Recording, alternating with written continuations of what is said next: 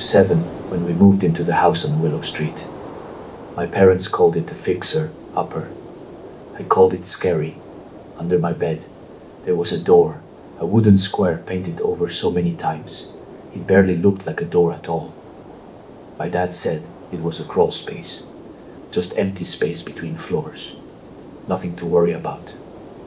The scratching started on the 3rd night, gentle, rhythmic, like fingernails on the inside of a box. I told my mom, mice, she said. My dad said old pipes. But mice don't scratch in patterns, and pipes don't stop when you speak to them. One night I whispered into the floorboards. Hello, the scratching stopped. 10 seconds of silence. Then, 3 scratches, like an answer. I started leaving things near the door. A crayon, a plastic horse. Every morning, rearranged in a line, pointing toward the crawl space. Then I left my diary. I wrote, "My name is Lily. Who are you?" The next morning, the diary was opened, in handwriting so dark it nearly tore the page. "I am Alice. I live below." My dad said I must have written it myself. Sleepwalking, but I couldn't spell below when I was 7. That night, I slept in my parents' room. The scratching followed me from inside the walls. Wherever I went after that, 3 scratches, always in the walls. I stopped writing in the diary. 5 days later, it was open on my bed anyway. A new message: "I am lonely. Let me out." That is when I noticed the crawl space door. The paint around the edges was freshly cracked, like someone had been pushing from the other side. 2 weeks later, my parents found me standing in the hallway at 3 a.m. Barefoot, not blinking, talking to the wall. Alice says thank you. Alice says one more night. I don't remember any of it. What I do remember is waking up with old, damp dirt under my fingernails. And the crawl space door was open, just an inch, just enough to see darkness going down much further than the space between floors should have allowed. We moved out 2 days later, years later. I learned the house was demolished. Workers found a child, a skeleton in the crawl space, 7 years old, wearing a 1920s dress, and next to her, a pink diary, Alice Weatherby, missing since 1927, but I never gave Alice my diary. I left it in my bedroom. The crawl space was sealed. So how did it end up down there next to her? Because the morning before we moved, I found something on my pillow. A yellowed page covered in cramped handwriting from Alice's diary. And the last line, "Lily, you let me out. Now take my place." I still have that page, locked in a box in my attic. And sometimes late at night, I hear scratching in the walls. 3 scratches. Waiting.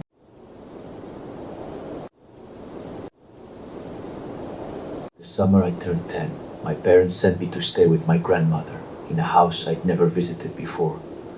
A Victorian at the end of a dirt road, surrounded by pine trees so tall, they blocked the sun by 4 in the afternoon. My grandmother was kind. She made me hot chocolate. She let me stay up late.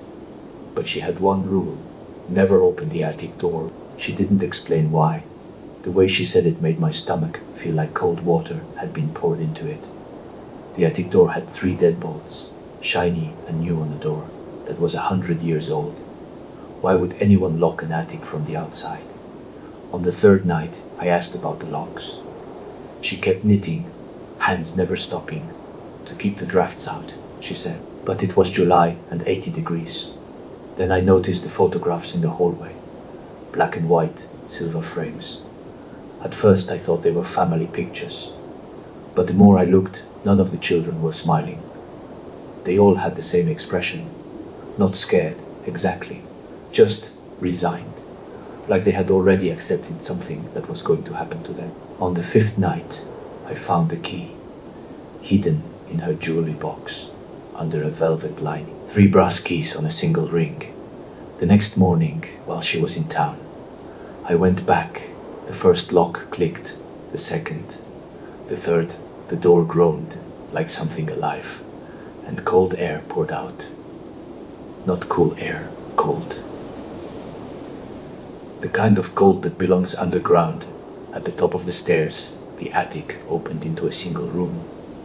Immaculately clean, no cobwebs, just a wooden floor, a chair, and photographs. Hundreds of them pinned to every wall like wallpaper. All children, all the same expression, dates written in white ink. 1943, 1951, 1967, 1989. Decades of children, and pinned in the center, fresher than the rest, a photograph of me sleeping in my bed. From that morning, I recognized my pajamas. The stairs creaked behind me. She was standing at the bottom of the attic stairs. She was thus supposed to be back for another hour. Her face wasn't that kind anymore. It was the same expression as the children. I told you not to come up here, Thomas. But now you have, and now you, I'll stay. I don't. Do you remember how I got out? I remember running. I remember a neighbor finding me barefoot on the dirt road. The police searched the house. They found the attic, the photographs, but my grandmother was gone, never found. Neither were the children. They did find records, though her real name wasn't still the one I knew. She'd been using different names for 60 years, always near schools, always near playgrounds. The most recent photograph in the attic was dated 2004. The one before mine. I am 30 now. I still dream about that attic. But what haunts me most is a thought that came years later. Not a single child in those photographs was ever reported missing. How do you make a child disappear? You make sure no one is looking for them, or you become their family. I was never supposed to be her grandson. That is what saved me. People knew where I was, but someone, somewhere, was her next target. And I wonder, when I see a new face on a missing child poster, if she is still out there, still taking photographs.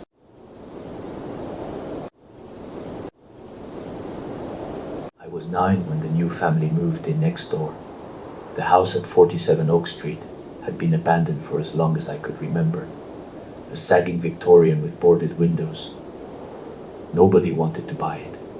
And then one Tuesday, without a moving truck or any warning at all, there were people inside.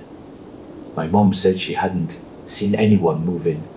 She said the house still looked abandoned. But when I looked out my bedroom window that night, I saw him, a boy my age, standing in the upstairs window of the house next door, pale. So pale he almost glowed in the moonlight, staring directly at my window. I waved. He didn't. He waved back. The next night, he was there again. Same window, same position. But this time, his mouth was moving, the same words, over and over, like a recording stuck on repeat. It took me 3 nights to understand. They were not my real parents. I told my mom. She said it was a reflection in the glass. But I knew what I saw. He appeared every night at exactly 3 in the morning. I started setting an alarm. And after a week, I noticed something else. His face was changing. Cheeks sinking in, dark circles blooming, skin getting thinner, more transparent, less like a person, more like paper. One night, I wrote a note and pressed it against my window. What is your name? His head tilted too far, in a way necks shouldn't bend. Then he pressed something against his window, a note of his own. The writing was backwards. I had to squint to read it. Sam, help me. The house is not real. The next day, I walked up to the house. It looked worse up close, paint peeling in strips, porch sagging. The front door was cracked open.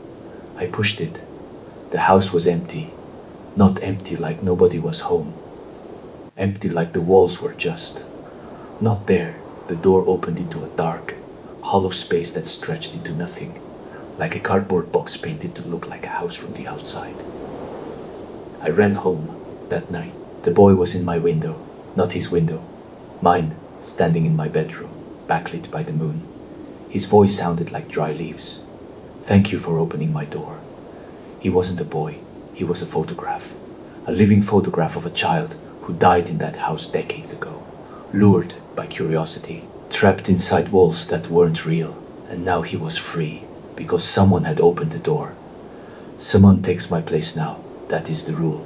One child in, one child out. He smiled. The smile cracked his face like old paper. Then he walked past me, down the stairs and out the front door. By morning, the house at 47 Oak Street had a new face in the window. A girl, my age, mouthing the same words. It has been 20 years. I moved away, but last year I went home to help my parents pack. The house is still there, still sagging. But when I looked at the upstairs window, I saw them. A dozen faces pressed against the glass, all waiting, all mouthing, all hoping someone will open the door. But here is what I didn't tell you. When I pushed that door open and saw the void inside, I felt something pull at me. Something that wanted to trade places. Something that whispered, "You opened my door, now stay." And I thought I had escaped. But sometimes at night, when the clock hits 3, I feel that pull again, and in the corner of my eye, I see a boy made of paper, standing perfectly still waiting. One child in, one child out.